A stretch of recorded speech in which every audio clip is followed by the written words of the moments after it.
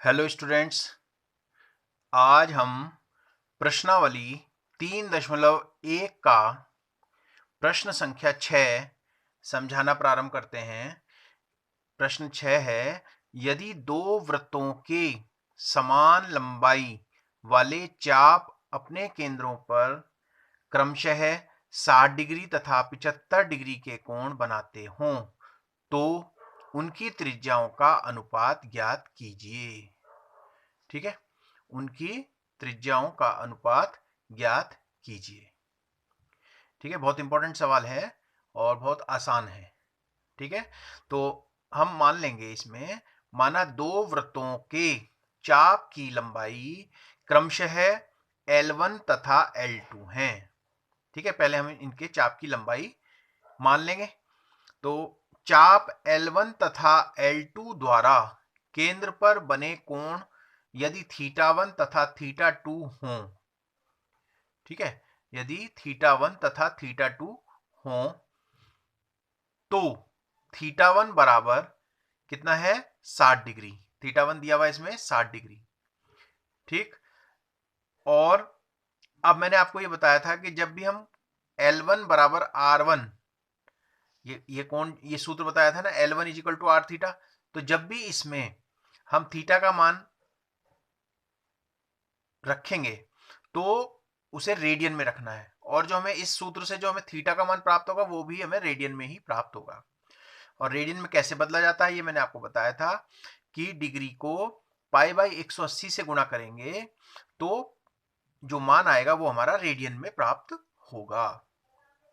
तो θ1 बराबर आ गया हमारे पास पाई बाई 3 रेडियन, और θ2 आ जाएगा 75। θ2 दिया है 75, इसको हमने रेडियन में बदलना है तो 75 डिग्री इंटू पाई बाई 180 बराबर कितना हो गया 5 पाई बाई 12। इसको सॉल्व करने के बाद आया 5 पाई बाई 12 रेडियन। तो हमेशा ये चीज ध्यान रखनी है, अगर आपने डिग्री में लगा दिया तो आंसर गलत हो जाएगा। ठीक है, तो हमने θ1 और θ2 हमने रेडियन में मान इसके निकाल कर लिख लिए। अब यदि दोनों वृत्तों की त्रिज्याएं R1 तथा R2 हों तो L1 क्या हो जाएगा, L1 बराबर R1 θ1। ठीक है, तो L1 बराबर R1 θ1 कितना है पाई बाई 3। तो इससे L1 बराबर कितना हो जाएगा, ये L2 बराबर कितना है R2 θ2, तो इससे L2 बराबर R2 5 पाई बाई 12। ठीक है, अब प्रश्नानुसार क्योंकि L1 बराबर L2 है, प्रश्नानुसार L1 बराबर L2 दिया हुआ है, दोनों चाप समान हैं। ठीक है, ये दिया हुआ है तो इसमें मान रख देंगे, L1 ये है और L2 ये है, तो दोनों के मान रखेंगे तो कितना आएगा R1 पाई बाई 3, ये मान यहां लिख दिया।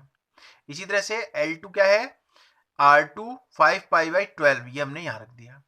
अब हमें क्या निकालना है, अनुपात निकालना है, उनकी त्रिज्याओं का अनुपात, यानी कि R1 अपॉन R2, इसको हम नीचे ले गए।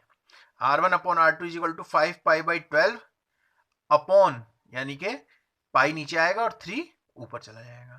ठीक है, ये हम सब जानते हैं। ठीक है, कैसे करते हैं, तो अब इससे हमने क्या करना है, अनुपात निकालना है R1 और R2 का। तो R1 upon R2 is equal to कितना हो जाएगा 5/4, पाई से पाई कैंसिल हो गया, 3 चौक 12, 5/4। तो वृत्त की त्रिज्याओं का जो अनुपात है R1 अनुपात R2 कितना होगा 5/4। बहुत इंपॉर्टेंट सवाल है, बहुत आसान है, और L is equal to R theta पर आधारित है। तो ये बहुत ही इंपॉर्टेंट सवाल है परीक्षा की दृष्टि से, इसकी तैयारी ठीक से करेंगे। क्वेश्चन नंबर 7 देखिए, क्वेश्चन नंबर 7 क्या है,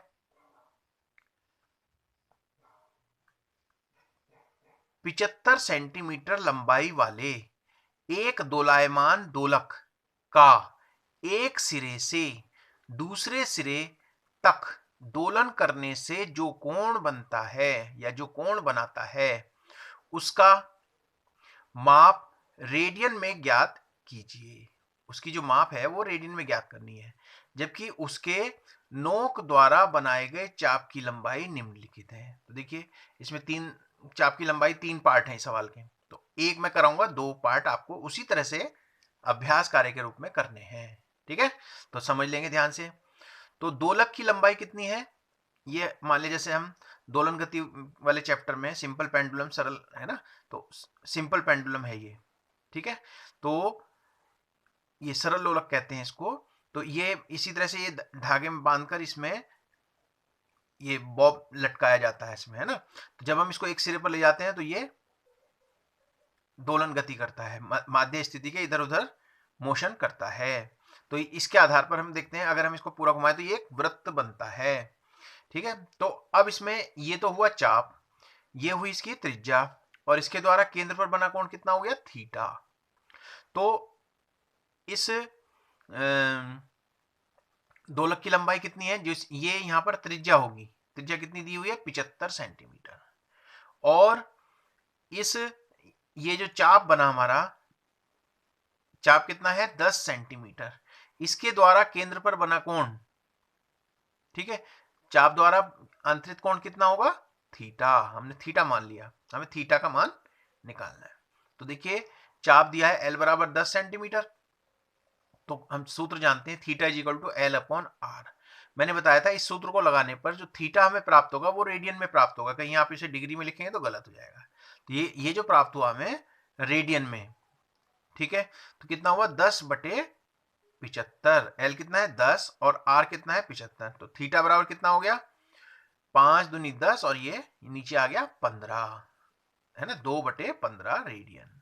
तो ठीक ये दोनों पार्ट बिल्कुल बस डिजिट अलग है, 15 और 21, बाकी सवाल इसी तरह से करना है आपको।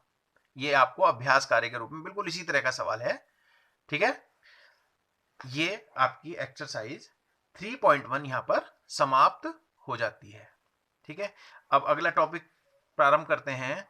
अगला टॉपिक है त्रिकोणमितीय फलन। यह है त्रिकोणमितीय फलन। त्रिकोणमितीय फलन के बारे में आप पढ़ चुके हैं पहले, ठीक है। इनके मान क्या होते हैं अलग अलग कोण के लिए। तो ये त्रिकोणमितीय हमारे 6 फलन है, ठीक है। तो 6 फलन साइन एक्स, अगर इसमें कोण का मान x है तो ये क्या बन जाते हैं, sine x, cos x, ten x और कॉट एक्स, सेक एक्स और कॉसेक एक्स। अच्छा, और 4 हमारे चतुर्थांश होते हैं। अगर हम कार्तीय तल में देखें तो हम इन्हें 4 चतुर्थांश में बांट सकते हैं, 4 चतुर्थांश में बांट सकते हैं। ये कहलाता है फर्स्ट, पहला क्वाड्रेंट यानी कि पहला चतुर्थांश, सेकंड यानी कि द्वितीय चतुर्थांश, ये हो गया तृतीय चतुर्थांश और ये चतुर्थ चतुर्थांश, ठीक है। तो ये चतुर्थांश आ गए हमारे, ठीक। तो अब इसमें देखिए किस चतुर्थांश में कौन सा त्रिकोणमितीय फलन धनात्मक होगा और कौन कौन से इसमें ऋणात्मक होंगे, ठीक है। तो अब पहला जो चतुर्थांश है इसमें क्या होते हैं, 6 के 6 त्रिकोणमितीय फलन का मान कितना होता है, हमेशा जो भी किसी भी कोण के लिए धनात्मक होगा। फिर द्वितीय चतुर्थांश में यानी कि आप ये देख सकते हैं यहाँ, ये 90, फिर 180, फिर 270 और ये फिर क्या हो जाता है 360, ठीक।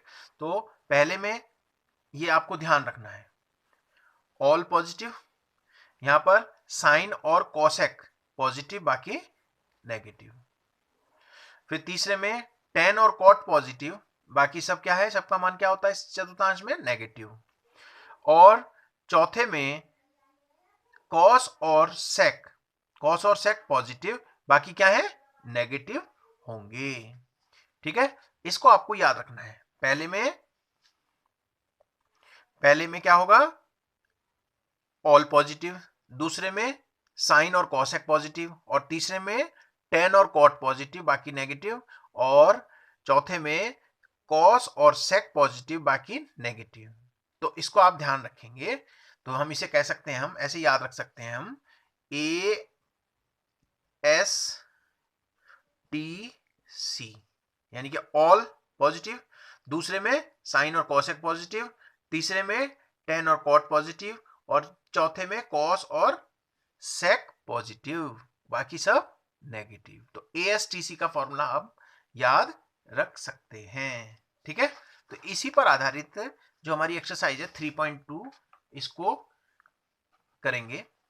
तो इसमें देखिए, अब इसमें दिया है 3.2 में निम्नलिखित प्रश्नों में 5 अन्य त्रिकोणमितीय फलनों का मान ज्ञात कीजिए। निम्नलिखित प्रश्नों में 5 अन्य, एक दे रखा है और उसे ये बता, उसने कहा कि कोण किस चतुर्थांश में है, फिर अन्य 5 त्रिकोणमितीय फलनों का मान ज्ञात करना है। तो देखिए कुछ मैं कराऊंगा, बाकी उसी तरह से आपको करने हैं। तो देखिए पहला क्वेश्चन है, इसने दिया है cos x का मान दिया है, cos x बराबर माइनस के 1/2, जबकि x क्या है, तीसरे चतुर्थांश में है। ठीक है, cos x का मान तीसरे चतुर्थांश में नेगेटिव होता है, ये दिया हुआ है उसने। अब इसके आधार पर हमें अन्य 5 निकालने हैं। ये ध्यान रखना है कि x तीसरे चतुर्थांश में होता है, तो हमें ध्यान रखना है कि तीसरे चतुर्थांश में ASTC के अनुसार tan और cot, तीसरे में क्या होता है, tan और cot प्लस होते हैं, बाकी नेगेटिव होते हैं। इस बात को हमें यहां पर ध्यान रखना है। तो अब देखिए, इससे अब सोचना होगा कि cos के साथ हमारा साइन होता है, पहले साइन निकाल पाएंगे, बाकी और कोई फॉर्मूला इसके साथ नहीं जुड़ेगा। तो ये सर्वसम्मी का है हमारे पास, sine square x plus cos square x is equal to 1। तो sine square x is equal to क्या हो गया, 1 माइनस कॉस स्क्वायर एक्स। तो sine square x is equal to 1 minus cos square x, cos x का मान रख देंगे, तो कितना हो गया, -1/2 का होल स्क्वायर। तो साइन स्क्वायर एक्स बराबर 1 माइनस 1/4, तो कितना हो गया, 3/4। तो यहां आ जाएगा साइन एक्स बराबर प्लस माइनस √3/4, तो ये बराबर कितना हो गया, प्लस माइनस √3/2, 4 का वर्गमूल कितना हो गया, 2। अब ये आता है प्लस माइनस में, यहाँ स्क्वायर है तो इसके दो मान होंगे, प्लस और माइनस, पॉजिटिव और नेगेटिव। अब हमें ये निर्णय करना है कि इसमें धनात्मक मान आएगा कि ऋणात्मक मान आएगा। अब चूंकि x तीसरे चतुर्थांश में है, तीसरे में साइन क्या होता है, ऋणात्मक होता है, नेगेटिव होता है, तो अतः साइन एक्स बराबर -√3/2, तो इसमें हम ऋणात्मक मान लेंगे। ठीक है, तो ये ध्यान रखना है। अब साइन और कॉस हमें मालूम हो गया, तो हम इससे क्या निकाल सकते हैं, इसमें संबंध कौन सा है, tan का है। तो अब हमें ध्यान रखना है कि इसके लिए हमें tan का फॉर्मूला यूज करना पड़ेगा। तो tan x बराबर sine x upon cos x is equal to -√3/2, और cos x का मान है -1/2, माइनस से माइनस कैंसिल हो गया, 2 से 2 कैंसिल हो गया, तो क्या बचा हमारे पास, √3, क्या बचा, √3। तो tan x का मान आ गया √3। तो अब tan के बाद हम क्या, इससे जुड़ा हुआ क्या है, cot। tan x बराबर होता है, ये cot x बराबर होता है 1/tan x, और tan x बराबर होता है 1/cot x। तो इसी तरह से हमें cot x निकालना है, तो 1/tan x, तो ये हो जाएगा 1/√3, क्या जाएगा, 1/√3। अब sec x बराबर 1/cos x, cos x का मान हमें मालूम है, तो 1/cos x हो जाएगा, तो 1/-1/2, तो ये 2 ऊपर चला जाएगा, तो क्या हो गया, -2। तो तीसरे में sec क्या होता है, हमें ये भी ध्यान रखना है, तीसरे में sec नेगेटिव होता है, ये हमें मालूम है पहले से।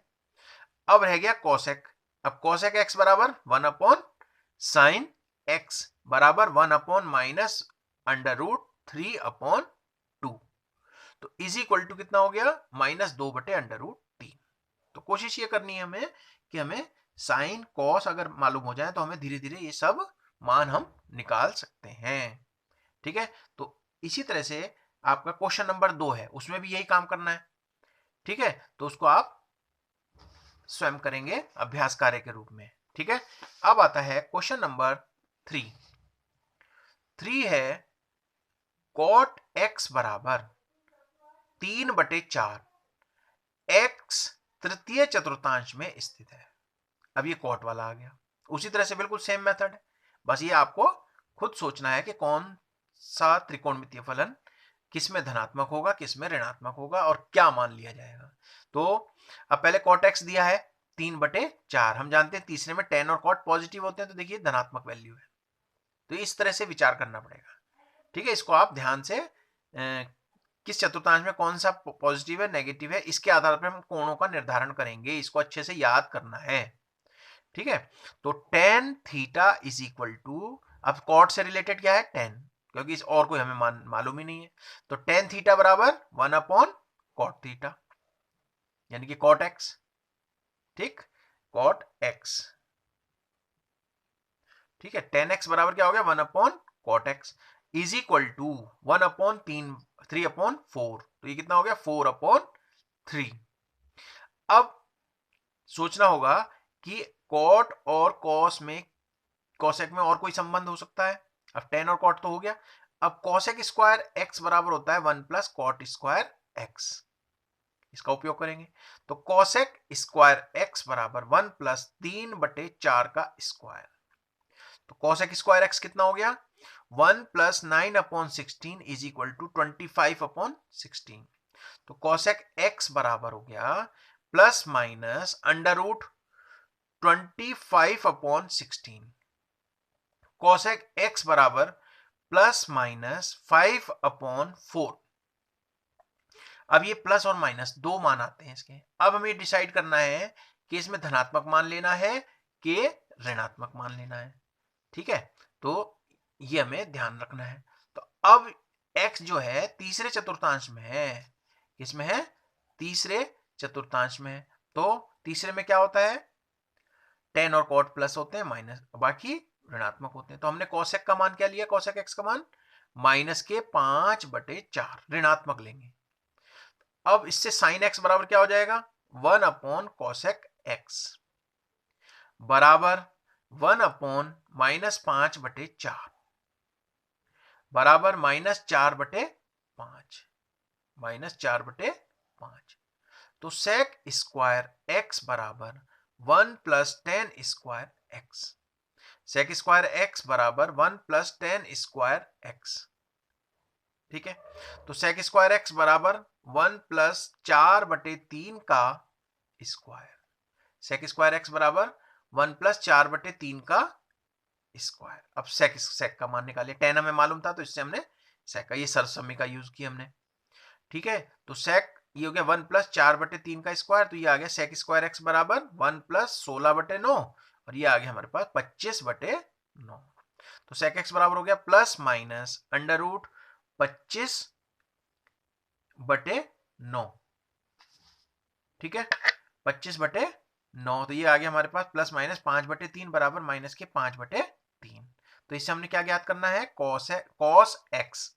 तो कॉस एक्स बराबर क्या होता है 1 upon sec x, 1 upon sec x. ठीक, इज इक्वल टू 1 अपॉन -5/3। तो ये हो जाएगा ऊपर चला जाएगा तो -3/5। ठीक है, तो ये हमारा आ जाता है ये हमारे अन्य 5 त्रिकोणमितीय फलनों का मान ज्ञात कर लेते हैं। तो बाकी के दो सवाल भी इसी तरह के हैं, बिल्कुल सेम मेथड है। ये आपको डिसाइड करना है कि कौन सा फलन कौन से चतुर्थांश में धनात्मक होगा, कौन सा ऋणात्मक होगा। तो उस चीज को याद कर लेंगे तो ये आपके पास सब मान आप निकाल सकते हैं। तो अगले दो सवाल भी आपको अभ्यास कार्य के रूप में करने हैं। ठीक है, आज के लिए इतना ही। धन्यवाद।